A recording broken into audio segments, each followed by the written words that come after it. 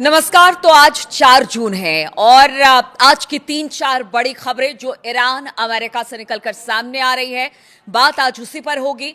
तो ईरान ने धमकी दी है कि बेरूत पर कोई भी हमला इलाके में फिर से युद्ध को शुरू कर सकता है और ईरान ने एक बार फिर से चेताया है। ईरान के विदेश मंत्री ने कहा कि तेहरान ने साफ कर दिया कि लेबनान की राजधानी पर किसी भी हमले की स्थिति में वो चुप नहीं बैठेगा। ईरानी विदेश मंत्री का बयान ऐसे समय में आया है जब इजरायली सेना बेरूत पर हमले के लिए आगे बढ़ रही थी, जिसे डोनाल्ड ट्रंप और नेतन्याहू के बीच बातचीत के बाद रोक दिया गया।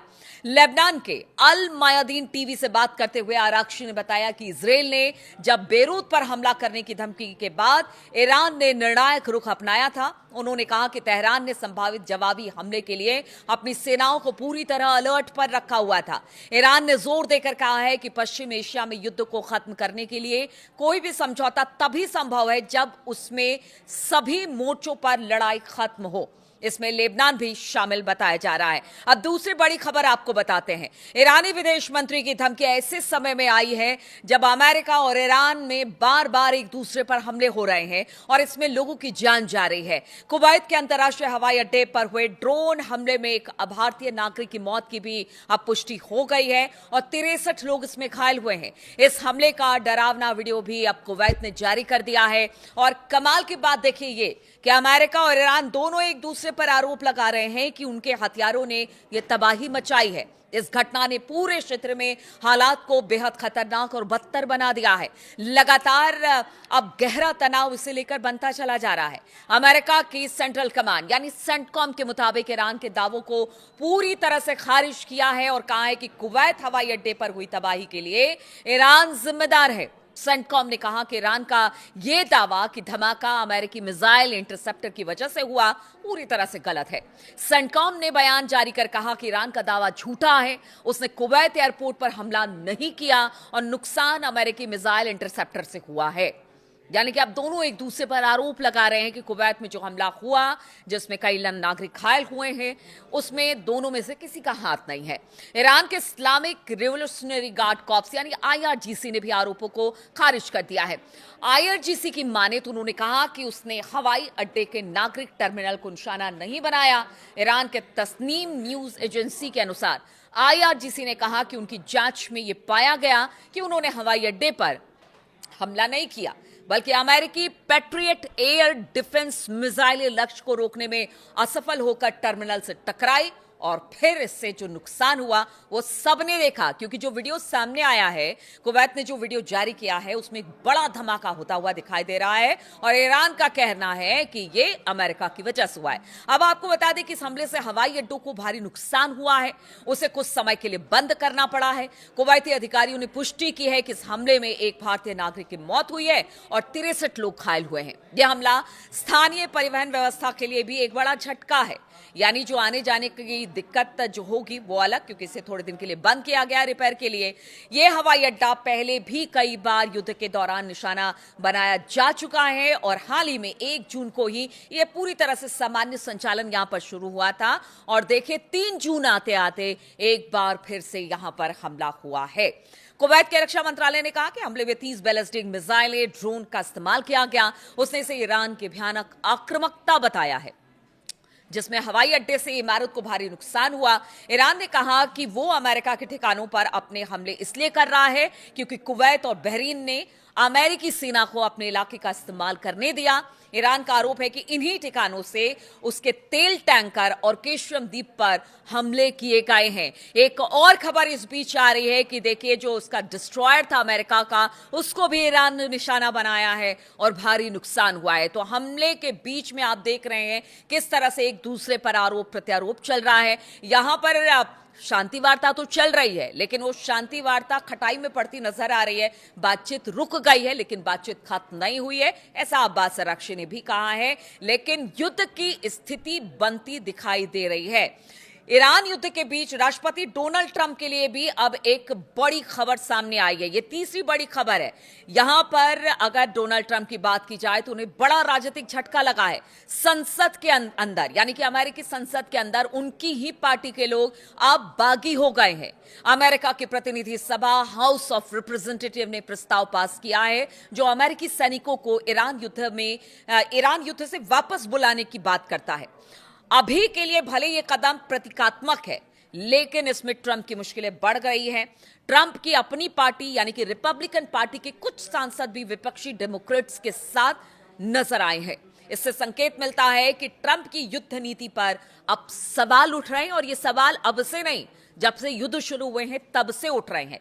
अमेरिकी प्रतिनिधि सभा ने बुधवार को एक प्रस्ताव पास किया जिसमें अमेरिकी सैनिकों को ईरान युद्ध से वापस बुलाने का आदेश दिया गया।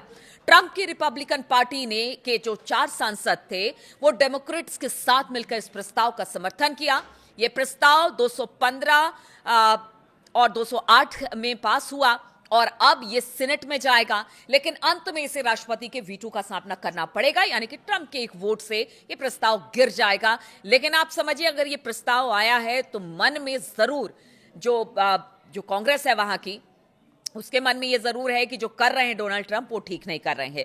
डेमोक्रेट्स के विदेशी मामलों की समिति ने एक्स पर एक पोस्ट किया है और लिखा कि ये डोनाल्ड ट्रंप को अमेरिकी जनता की तरफ से एक साफ और जोरदार संदेश है कि अब ईरान में उनकी बहुत अलोकप्रिय और गैर कानूनी युद्ध को खत्म करने का समय आ गया है। यानी कि अब अमेरिका और खास तौर पर डोनाल्ड ट्रंप को ये जो लड़ाई है ईरान के खिलाफ उन्होंने छेड़ रखी है उसे बंद करना पड़ेगा।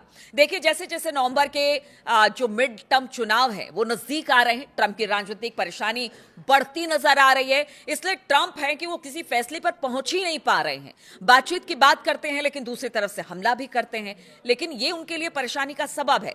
किसी भी अमेरिकी सरकार को जंग शुरू करने के 60 दिन के भीतर भीतर संसद की मंजूरी लेनी होती है, लेकिन ट्रंप की बात की जाए तो ट्रंप सरकार यही काम नहीं कर रही है। उनका कहना है कि ईरान के खिलाफ युद्ध तो पहले खत्म हो चुका है, जबकि सच्चाई यह है कि दोनों पक्षों के बीच अभी भी हमले हो रहे हैं और शांति वार्ता में कोई बड़ी प्रगति दिखाई नहीं दे रही है। यानी जस की तस स्थिति बनी हुई है, बातचीत आगे नहीं बढ़ रही है। लेकिन अमेरिका है कि कह रहा है कि युद्ध खत्म हो गया। युद्ध कैसे खत्म हो गया? रोजाना हमले हो रहे हैं। अमेरिका के डिस्ट्रॉयर को निशाना बनाया गया है, इधर उसके बेसिस को निशाना बनाया जाता है, उधर अमेरिका कहता है कि उनकी तरफ ईरान का जहाज आ रहा था, वो हमले कर रहे हैं। तो इसको क्या माना जाए? अब देखिए, अमेरिकी हमलों से पहले अब बात करते हैं चौथी बड़ी खबर की। तो ये सब तो अपनी जगह स्थितियां अभी भी बिगड़ी हुई हैं, लेकिन खबर ये आ रही है कि अमेरिकी हमलों में पहले दिन जान गंवाने वाले ईरान के पूर्व supreme leader Ayatollah Ali Khamenei के लिए 3 दिन के अंतिम संस्कार का कार्यक्रम अब उसकी घोषणा कर दी गई है।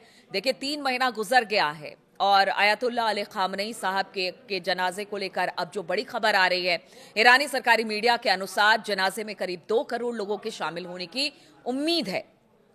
और इतना वक्त क्यों लगा वो भी आपको बताते हैं।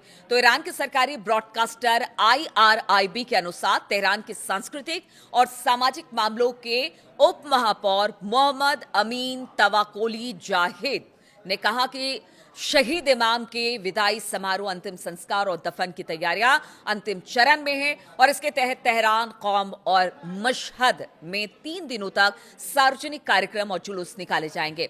उन्होंने ये साफ नहीं किया है कि अंतिम संस्कार किस खास तारीख को होगा, लेकिन उनका कहना है कि इस्लामिक कैलेंडर के पहले महीने यानी कि मुहर्रम की शुरुआत में हो सकता है। तवाकोली जाहिद ने कहा कि तेहरान में अंतिम संस्कार का कार्यक्रम कम से कम 24 घंटे तक चलेगा। उन्होंने बताया कि राजधानी में करीब 2 करोड़ लोगों के शामिल होने की तैयारी की जा रही है। अंतिम कार्यक्रम का स्थान अभी तक तय नहीं किया जा रहा है और इसके लिए तेहरान का मुसल्ला यानी कि ग्रैंड प्रेयर्स हॉल और इस्लामी गणराज्य ईरान के संस्थापक इमाम खुमैनी का मकबरा 2 संभावित स्थान है जहां पर उन्हें जमींदोज किया जा सकता है।